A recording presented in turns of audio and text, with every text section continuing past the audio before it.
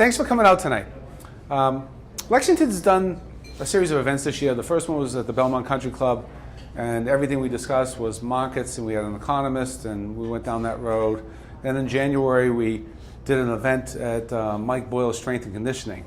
We said this is about connecting and enjoying our health and our fitness and our life. And tonight is a personal favorite of mine, this conversation, and the conversation is around behavioral finance, behavioral economics. By way of background, and we got the firm going in 2000, 2001. And when the firm first got going, we engaged psychologists.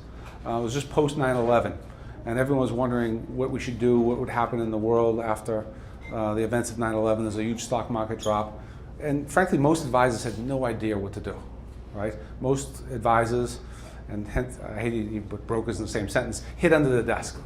And the counsel we got was to go out and have a conversation with our clients. Talk to them about what their fears and concerns were. And most of those concerns had to do with their kids and their livelihoods and eventually markets, but we didn't have to have the answers. So that got us going down this road. And we then got picked up by NPR, liked the story, and they ran a story on Lexington and the emotional side of money and investing. And Business Week did too.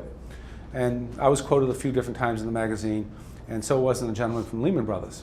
And the guy from Lehman Brothers kind of poked at me a little bit, to be totally frank. He said, we're not here to fix your problems since you were 2 years old or 3 years old. We're here to advise on your money.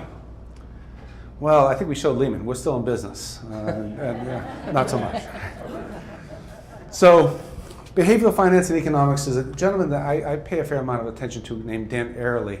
And there's been a lot written on this, and there's a Nobel Prize in economics around behavioral economics. And a gentleman named Kahneman has written a book recently. It's Think Fast and Slow. It's about yay thick. It's really, really good. Another gentleman I listened to is a guy named Dan Ariely. He was a professor at University of Chicago, and he has a behavioral lab down at Duke University.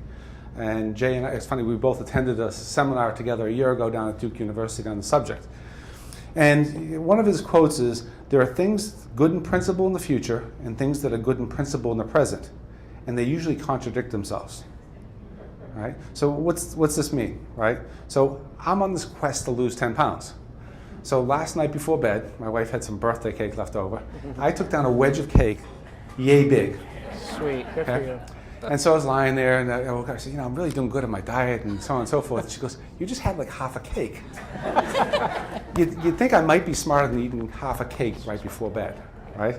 But not so much. Another one, this is one. Anyone has children, texting and driving, skip the children, we as adults.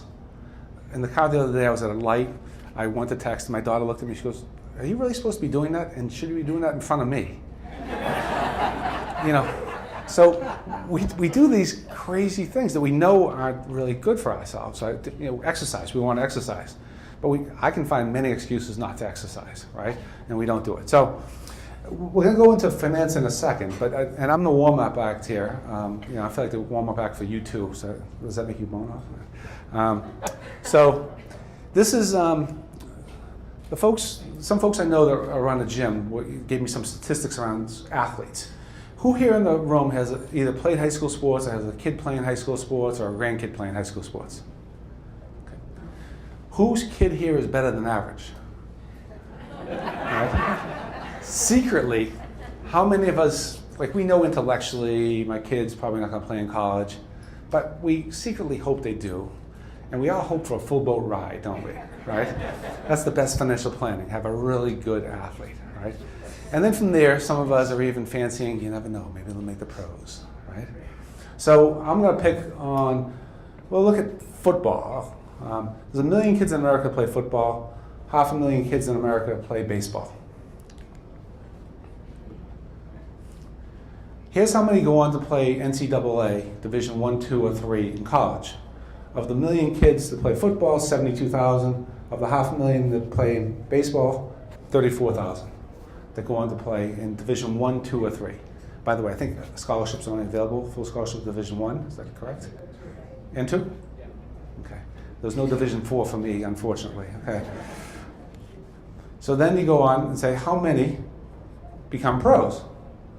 Of the 1 million football player, 256 will get drafted. And in baseball, 738 will get drafted out of 500,000. I don't know how this makes you feel, but I can tell you what it does to my dreams. It shatters them. And you'll see the percentages down here, and going to football, that's 0.08 of 1%. In baseball, that's 0.5 of 1%. So I'm feeling better about my personal basketball career right now, but I wasn't able to get there. Okay, come to finance. So over the last 20 years, go back to 1996. What did the average investor earn? And this is from a company called Delbar, and the average investor earned 2.5% per year. Lots of data. I know we're all above average, but that's the average investor. Inflation is 2.4, so maybe squeaked out a little bit in inflation. If you owned a basic portfolio of 60% stocks and 40% bonds, you earn 8.7%. Even, that's just a fact.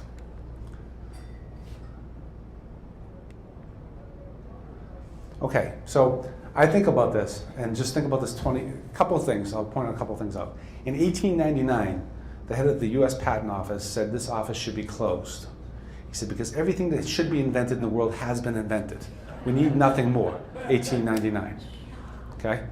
So 1996. Okay? Some of us probably had big hair in the room. I forget the year really that much. But if you think about, if we had a crystal ball and someone would say 1996, we're in this thing called an internet bubble.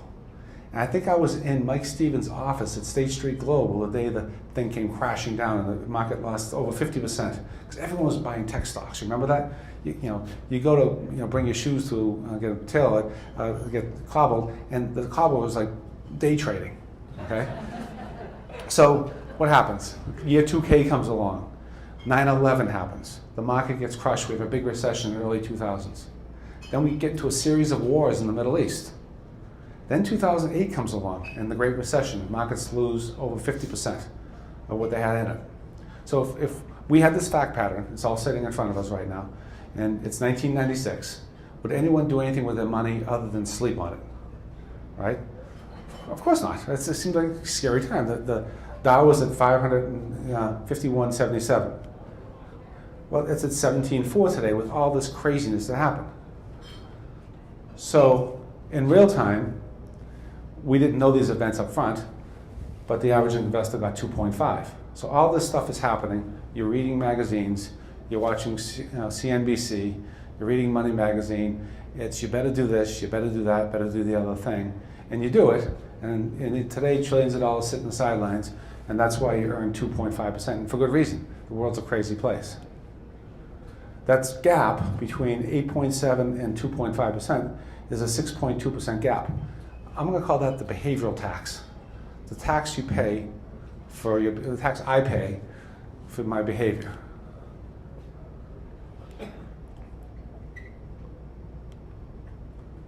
So a couple graphs. So in 1996 you had $1 million.